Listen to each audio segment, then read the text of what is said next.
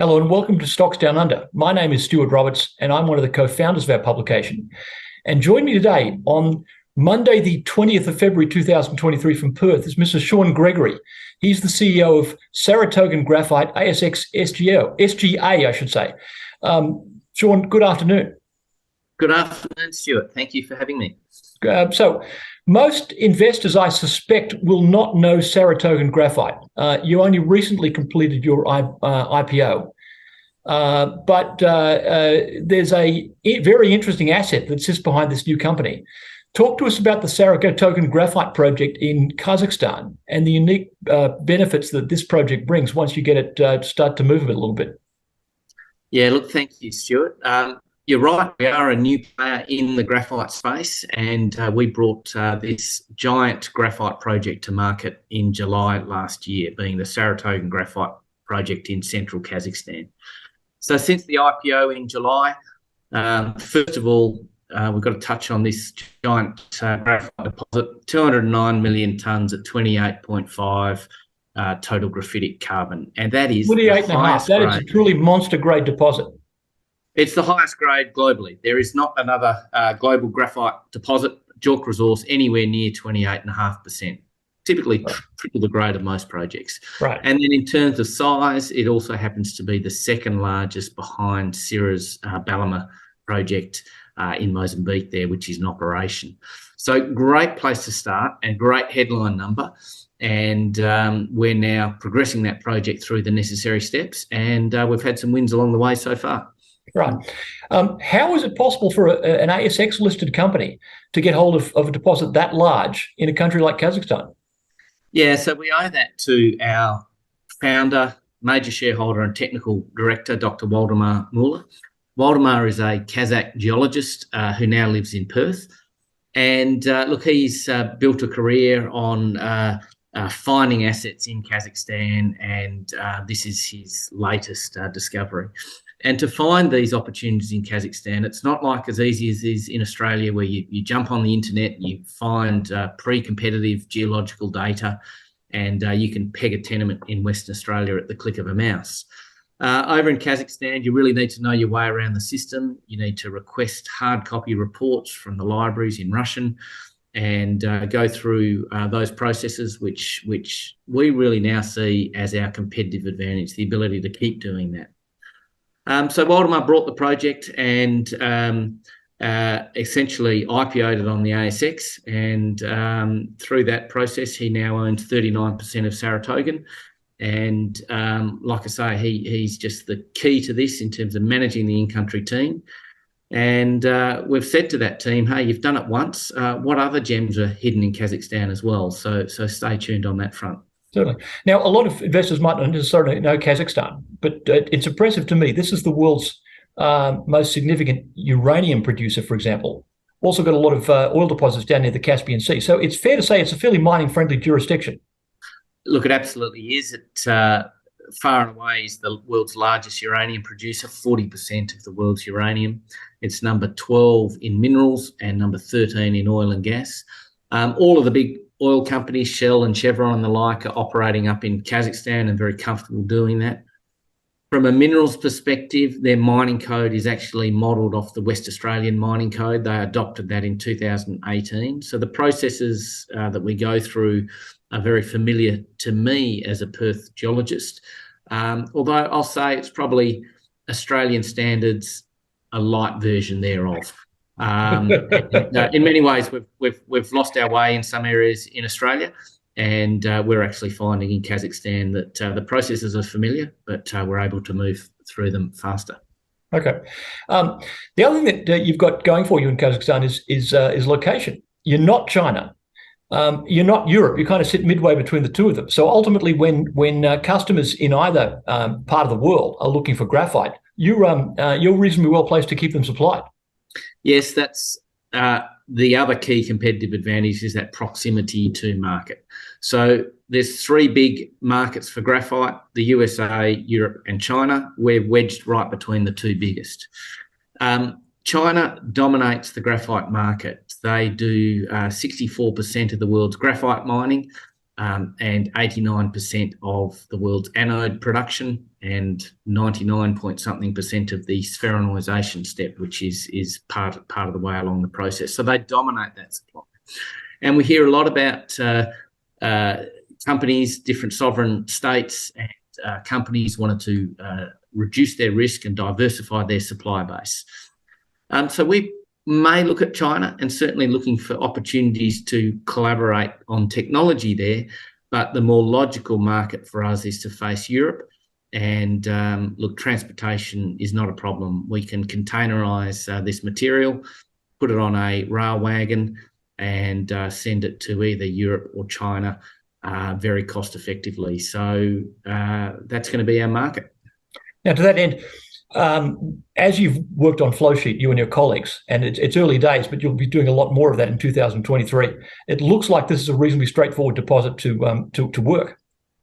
Yeah, look, it hasn't been simple. It hasn't been simple, it's fair to say. We do have that enormous advantage being, well, the size is effectively unlimited. Yes, so size and grade covers over a multitude of cents, right? Exactly right. So we won't be constrained by the size of our resource. It'll be more how much of our material can the market take. So that'll determine our project sizing.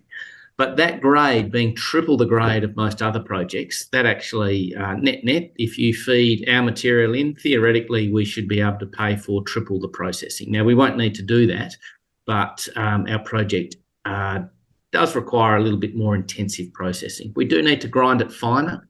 We've got the benefit of high voltage power, only 2 kilometres away. That'll certainly help with the cost of that. But the prize for that around getting down to that premium microcrystalline sizing is that opens up the battery market for us. A lot of people hear about coarse flake graphite, and that's great. But that's very 2020, Sean. That's right, 2020 traditional uses. The future for graphite is premium microcrystalline, and that's where our product strategy has taken us. And it needs to be purified as well. And the big breakthrough we had last year, a lot of hard work at the labs. Been using a couple of labs in Australia. We've got 3 labs on the go now in Germany, but had a breakthrough result in November where we were able to demonstrate 99.87% purity, which is well on the way to that battery spec. So it's looking good. All right. So to my point earlier, it looks straightforward. You've basically made it look easy after a lot of hard work. Well, yeah, all credit to our metallurgical team. Like I say, we're using laboratories in Australia. Credit to IMO based here in Perth. They very much progressed the flotation and managed to get where we're at to with our flotation. We're using Pro Graphite in Germany. There's a guru there, Christoph Frey, who touches just about every graphite project globally, and he's the guy who cracked the purification puzzle for us. But now we're looking to scale that up. And so we're going to a laboratory called Ervafir in Germany, who we've sent 240 kilos has just arrived, and that's being split into 4 equal portions. And the first one of those portions will be going through the process over the coming quarter. And that'll then give us some bulk concentrate, enough to then take that excellent result we had in the purification at the bench scale, but to give us sufficient material to play around with more options, to have a go at spheroidization, which requires 5 kilos for every run. That's where we roll this graphite up into cabbage-like balls of graphite so that we can pack as much energy into a battery. So that work program is now mapped out. That test work will run throughout 2023 and really take us from being this giant project that has ticked the conceptual box and now actually take it to the next level and demonstrate it at a grander scale. Right, and we're going to see more of that in 2023, aren't we? There's no need to drill out this already monster-sized resource. Really, what you want is to work on flow sheet, and you're getting ready for a pre-feasibility study, which will be well and truly underway within the next few months, right? Yes, it will. So where we're at with that, we've had a good look at our study strategy. It's the area that I bring to the table. That's really been the funnest part of my career, has been playing around in the studies world. And I really do enjoy pulling those levers and testing those technical experts. I often say I've made a career out of asking dumb questions out of very smart people, and that's what we get to do in the feasibility study world. We're going straight to pre-feasibility study because we do have a view on our project that it is ready for that level of study, but also because of that test work program that will have us plugging this material into a battery towards the end of this year. And we won't actually be able to talk or authoritatively in a public forum about claiming a $3,000 a tonne revenue that goes with battery anode material until we've done that. Right. So that creates a finish-to-finish dependency that we want to kick off that pre-feasibility study early, get the right engineer involved, the engineer who'll be expert in graphite, and the engineer who can help guide and shape our ongoing test work program, and have that finish-to-finish dependency to land a pre-feasibility study and really take our place as a serious player in the graphite market. We do have catching up to do. Some of our competitors have been at this for more than 10 years, and it's our plan to rapidly catch them. So for investors who don't know you very well, you're a geo and you've spent a lot of time at the study end of things. Talk to us about some of the things you've done in that career, asking dumb questions of smart people. Yeah, so I am a geologist. I'm good at that myself, by the way. Yeah. So I'm a geologist. Started my career in the iron ore game, and I was lucky enough to be involved during the early stages of the boom in iron ore, which saw me get involved in the studies of many of BHP's mine developments. And that's where I really sort of learnt the craft around having a scoping study. What could this project be? Pre-feasibility study. What should it be, by testing multiple options, and then a bankable study to actually then study one option in detail. Really critical to follow those steps, and that's the steps we'll follow. Another career highlight worth touching on was I was General Manager Technical Services at Mineral Resources, which has been a tremendous success story. I was there for 6 years, and that was during that time when MinRes took the step of moving. When the iron ore dipped, they very quickly flopped over and got into lithium, and we're actually one of the first movers in the lithium space. There's a reason why Chris Ellison is a billionaire, and it's got to do with that flexibility.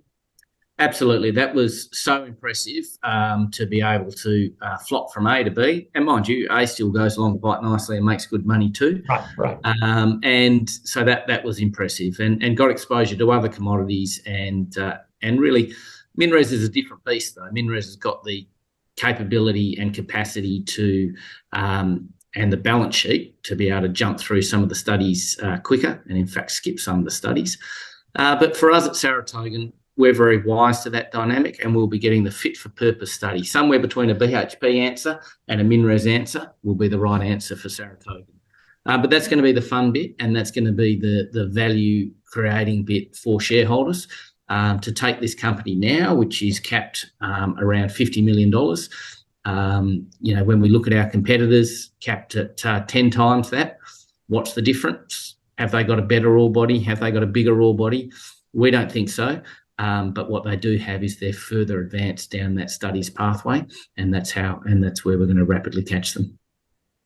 Well, Gregory, well done on what you and your team have achieved with the Sarytogan Graphite project, and good luck for 2023. Thanks, Stuart. Thank you very much.